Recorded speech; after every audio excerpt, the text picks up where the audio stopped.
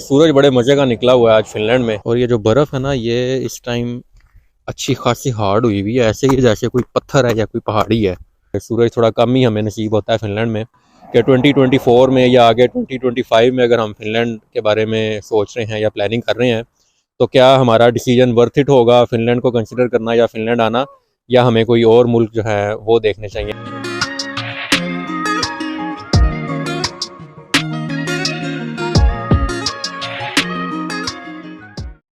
ले जी, सूरज बड़े मज़े का निकला हुआ है आज फिनलैंड में। मार्च का महीना है ना, तो मार्च के महीने में हम थोड़ा बहुत ये एक्सपेक्ट कर रहे होते हैं कि यार अब स्प्रिंग जो है ना वो आ जाएगा और फिर उसके बाद समर आ जाएगा।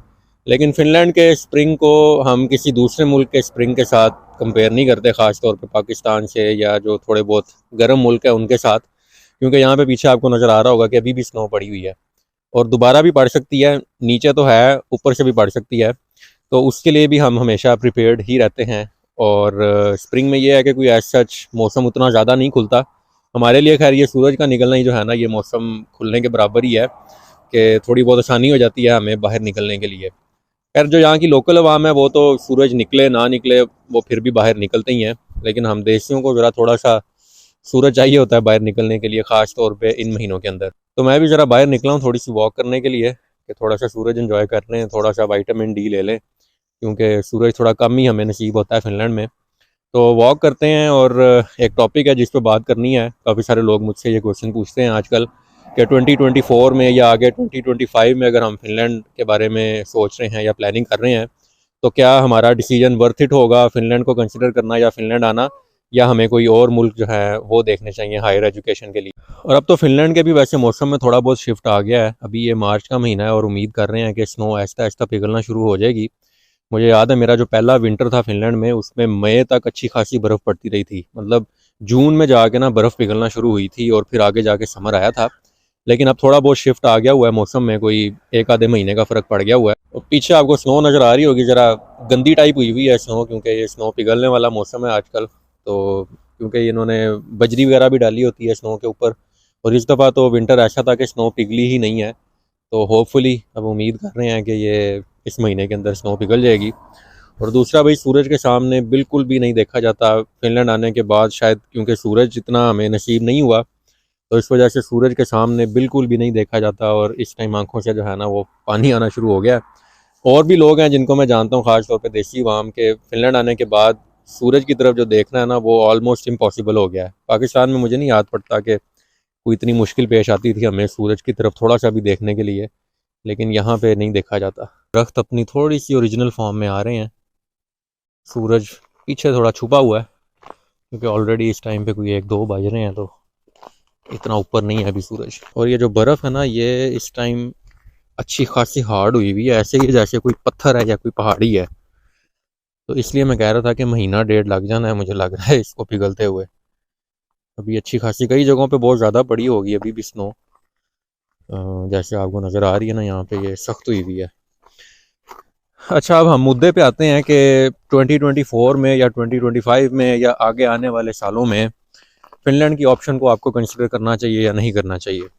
कुछ ना कुछ इस हवाले से मैंने पहले भी अपनी वीडियोस में बात की है। अब ज़रा थोड़ा सा डिटेल में बात करते हैं और कुछ चीज़ें देखते हैं जो करंट सिचुएशन भी चल रही है जॉब्स के हवाले से, या आगे जो गवर्नमेंट लेवल पे चेंजेस होनी है, ये डिफरेंट सेटलमेंट के लॉज पे, पीआर पे या सिटीजनशिप पे। तो इन चीज़ों को भी कंसिडर करते हैं ऑफ कोर्स लोग जो भी मूव करते हैं।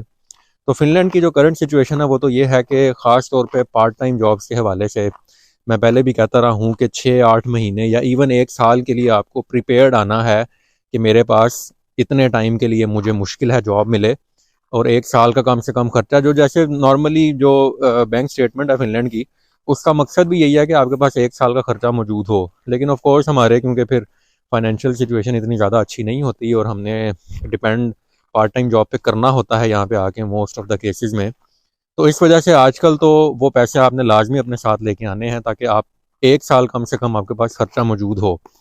और जॉब की सिचुएशन कई लोगों को जल्दी मिल जाती है, कई लोगों को टाइम लगता है, तो इस बारे में मैं कुछ भी नहीं कह सकता या कोई भी आपको ये नहीं कह सकता कि कितना टाइम लगेगा आपको मिलने के लिए। तो इस वजह से 1 साल तो आप कम से कम प्रिपेयर्ड रहें। और अब ये बात आती है कि किन केसेस में आपको फिनलैंड आना चाहिए, तो मेरा तो सबको यही मशवरा होता है कि आपको मैक्सिमम कोशिश करनी चाहिए कि आपको 100% स्कॉलरशिप मिले किसी प्रोग्राम में, किसी यूनिवर्सिटी में, तो वो सबसे बेस्ट ऑप्शन है फ़िनलैंड आने की, कंसिडरिंग कि आजकल की जो जॉब मार्केट है या जो पार्ट टाइम जॉब्स हैं वो लोगों को उस तरह से नहीं मिल रही जैसे पहले मिला करती थी।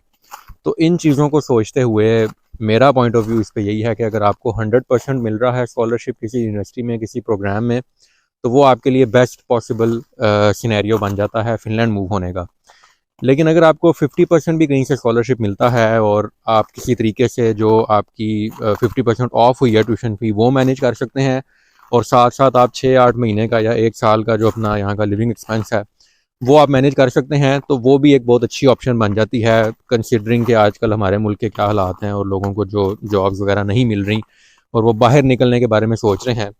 तो ये केस भी स्टिल एप्लीकेबल है और फिर भी बहुत अच्छा है पाकिस्तान से मूव करने के लिए। लेकिन वो लोग जो ट्यूशन फ़ी नहीं अफोर्ड कर सकते, मिडिल क्लास फैमिली से ताल्लुक़ रखते हैं, और मोस्टली जो मेरी वीडियोस भी हैं उनमें मैं जिस केस को लेता हूँ वो मेरे जैसे ही या जो मिडिल क्लास फैमिली से लोग ताल्लुक़ रखते हैं उनके बारे में मोस्टली होता है। क्योंकि अगर आप फ़ी अफोर्ड कर सकते हैं तो फिर तो आपके लिए कोई मसला ही नहीं है, आप फिर कोई भी कंट्री चूज़ कर सकते हैं, वहाँ पे आप फुल ट्यूशन फ़ी पे करें। इस वजह से फिर मिडिल क्लास फैमिली से जो लोग ताल्लुक़ रखते हैं उनके लिए फिर इतनी ज़्यादा फ़ी मैनेज करना और फिर यहाँ पे आके 6-8 महीने या साल वेट करना एक जॉब मिलने के लिए, तो वो एक सिचुएशन बहुत ज़्यादा टफ़ हो जाती है। आपकी इतनी बड़ी इन्वेस्टमेंट है, शायद आपकी सारी ज़िंदगी की सेविंग हो जो आपने इधर लगा देनी है, और फिर यहाँ आके अगर आपको उस तरह से चीज़ें नहीं चल रही हैं, आपको जैसे मैंने बताया कि 6-8 महीने या साल आपको लग सकता है जॉब मिलने के लिए, तो फिर बंदे को फ्रस्ट्रेशन होती है, बंदा डिप्रेशन में जा सकता है और फिर बंदा ये सोचने लग जाता है कि मैंने शायद गलत डिसीजन लिया और किसी ने मुझे गाइड नहीं किया। तो इस वजह से कुछ ग्राउंड रियलिटीज़ हैं जिनको मद्देनज़र रखना पड़ता है। कई लोग ऐसे हैं जो पुरानी सिचुएशन के साथ चीज़ें कंपेयर कर रहे होते हैं। फॉर एग्ज़ाम्पल जब मैं भी फ़िनलैंड आया तो उस टाइम पे एजुकेशन फ्री थी, 1 यूरो भी ट्यूशन फ़ी नहीं पे करनी पड़ी। सिर्फ़ अपने लिविंग एक्सपेंसेस मैनेज करने थे जो कि आप पार्ट टाइम जॉब से बड़े आराम से कर सकते हैं। तो इस वजह से आप इस चीज़ को ज़हन में ना रखा करें, आप पहले वाली सिचुएशन से अपनी सिचुएशन को इस वजह से कंपेयर ना करें, क्योंकि अब ट्यूशन फ़ी लग गई हुई है, आपने वो भी मैनेज करनी होती है और फिर आपने लिविंग एक्सपेंसेस भी मैनेज करने हैं। तो इस वजह से मेरा पॉइंट ऑफ व्यू इसमें ये है कि 100% ट्यूशन फ़ी अगर पे करके आ रहे हैं तो फिर आप बिल्कुल ना आएँ। फिर आप कोई और ऑप्शन देखें, ऐसी ऑप्शन देखें जहाँ पे आपके जाने का खर्चा कम हो, ट्यूशन फ़ी ना हो, आपको ऑफ मिल जाए, या इवन कोई ऐसे केसेस भी होते हैं जहाँ पे आपको एडिशनल स्कॉलरशिप मिल जाता है। इवन खैर वो ऑप्शन तो फ़िनलैंड में भी मौजूद है, फ़िनलैंड स्कॉलरशिप के नाम से। तो आपको ऐसी ऑप्शंस देखनी चाहिए। मेरा मानना ये है कि आपको हायर एजुकेशन पे, ठीक है आपने बैचलर्स की डिग्री अब कर ली हुई होगी इस पॉइंट पे, अगर जो मास्टर्स में अप्लाई कर रहे हैं, तो इतनी ज़्यादा इन्वेस्टमेंट 12,000 15,000 1 साल की फ़ी पे करना मेरे नज़दीक तो ये ऑप्शन बिल्कुल भी अच्छी नहीं बनती। तो इस वजह से आप और भी ऑप्शंस देखें जहाँ पे आपके जाने का खर्चा कम हो। परमानेंट रेजिडेंसी के हवाले से भी कुछ क्वेश्चंस पूछते हैं या सिटीजनशिप भी उनके ज़हन में होती है, उस हवाले से भी फ़िनलैंड के जो लॉज हैं वो प्रोबेबली चेंज हो जाएंगे अगले आने वाले टाइम में, जिसमें पीआर के लिए भी जो लैंग्वेज की रिक्वायरमेंट है वो प्रोबेबली ऐड हो जाएगी कि आपको लैंग्वेज क्लियर करनी पड़ेगी। जैसे आपको करंटली सिटीजनशिप लेने के लिए लैंग्वेज क्लियर करनी पड़ती है, वो शायद पीआर के लिए भी ऐड हो जाए। फिर टाइम भी एक्सटेंड हो रहा है और इसी तरह सिटीजनशिप के लिए भी कुछ रिक्वायरमेंट्स चेंज हो जाएं, तो थोड़ा सा टाइम इस हवाले से बढ़ रहा है। लेकिन स्टिल मेरे नज़दीक ये कोई इतनी ज़्यादा कंसर्न वाली चीज़ें नहीं हैं। अगर आपने किसी मुल्क में जाना है और वहाँ पे रहना है तो आहिस्ता आहिस्ता आप चीज़ों के साथ अडॉप्ट कर लेते हैं, और नंबर ऑफ़ ईयर्स चेंज होना पीआर के लिए या सिटीजनशिप के लिए मेरा नहीं ख्याल कि ये कोई इतना बड़ा इशू है।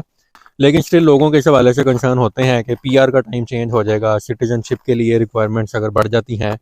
तो आप ये भी देखें कि आप जिस करंट सिचुएशन में हैं उस टाइम पे आपको पहले स्टूडेंट रेजिडेंस परमिट लेना है, ये सारी चीज़ें बाद में जाके आती हैं। अगर आप अभी ये सोच के बैठ जाएंगे कि भाई लॉ चेंज हो रहे हैं, मसले हो जाएंगे, तो जहाँ पे करंटली आप हैं या तो वहाँ पे कोई बहुत अच्छी सिचुएशन आपके साथ है, तो फिर तो आपको सोचना ही नहीं चाहिए बाहर निकलने के बारे में।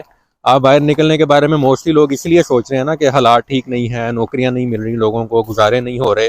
तो इस वजह से अगर आप अपने जहन में ये लगा के बैठ जाएंगे कि भाई वहाँ पे लॉज चेंज हो रहे हैं, रूल्स चेंज हो रहे हैं, तो फिर तो आप कहीं पे भी नहीं फिर जा सकते, फिर तो आप बैठे रहें वहाँ पे, क्योंकि आपकी करंट सिचुएशन बहुत अच्छी है ना। क्योंकि आपको ये मसला है कि वहाँ पे 8 साल हो जाएगा, 10 साल हो जाएगा, तो फिर मैं क्या करूँगा।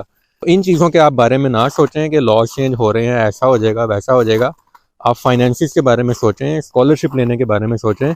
ये चीज़ें ज़्यादा इंपॉर्टेंट हैं कहीं पे मूव करने के लिए, कंपेयर टू कि आप ये सोचने लग जाएं कि पीआर का टाइम बढ़ जाएगा या नेशनलिटी का टाइम बढ़ जाएगा। वो बाद में जाके चीज़ें आनी है। और कहीं पे भी आपको इतनी आसानी से कोई भी चीज़ नहीं मिलती। आप किसी भी जगह पे जाएंगे आपको वहाँ पे मेहनत करनी पड़ती है, स्ट्रगल करनी पड़ती है, फिर जाके चीज़ें मिलती हैं। तो ये कुछ बातें थी ख़ास तौर पे उस क्वेश्चन को लेते हुए कि क्या फ़िनलैंड वर्थ इट है आगे आने वाले सालों में। मेरा अगेन मानना इसी बात पे ही है कि ये जो पीआर या सिटीजनशिप वाली चीज़ें हैं इनको आप थोड़ा सा साइड पे रखें, क्योंकि ये मेरे ख्याल से ये सेकंड या एक आप उसको थोड़ा सा बाय प्रोडक्ट कह लें, लेकिन जहाँ पे आपने कहीं जाना है तो उससे पहले आपका खर्चा वहाँ तक जाने का ज़्यादा इंपॉर्टेंट है। तो इस चीज़ को देखें कि आपने स्कॉलरशिप कैसे लेना है, अपनी ट्यूशन फ़ी कैसे आपने मिनिमाइज़ करनी है, ये आपके कंसर्न ज़्यादा मुझे लगता है इंपॉर्टेंट है। अच्छा, एक चीज़ मैं यहाँ पे मेंशन कर दूँ कि ये जो सारी मैंने बातें कही हैं ये मेरा पॉइंट ऑफ व्यू है या मेरा पर्सपेक्टिव है।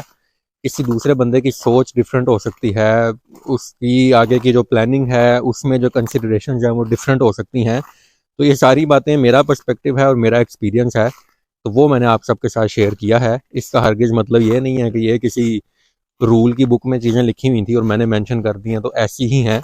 मैंने आपको सिर्फ यहाँ की थोड़ी सी इन्फॉर्मेशन दी है और अपना पॉइंट ऑफ व्यू बताया है कि आजकल के दौर में शायद ये चीज़ें ज़्यादा इंपॉर्टेंट हैं, कंसिडरिंग के आपने जहाँ से निकलना है वहाँ की सिचुएशन क्या है। तो कोई लॉ नहीं है या कोई रूल में ये चीज़ें नहीं लिखी हुई और मैंने मेंशन कर दी हैं, सिर्फ ये मेरा पॉइंट ऑफ व्यू है। तो चलें किसी अगली वीडियो में फिर आपसे मुलाकात होती है, तब तक के लिए अल्लाह हाफिज़।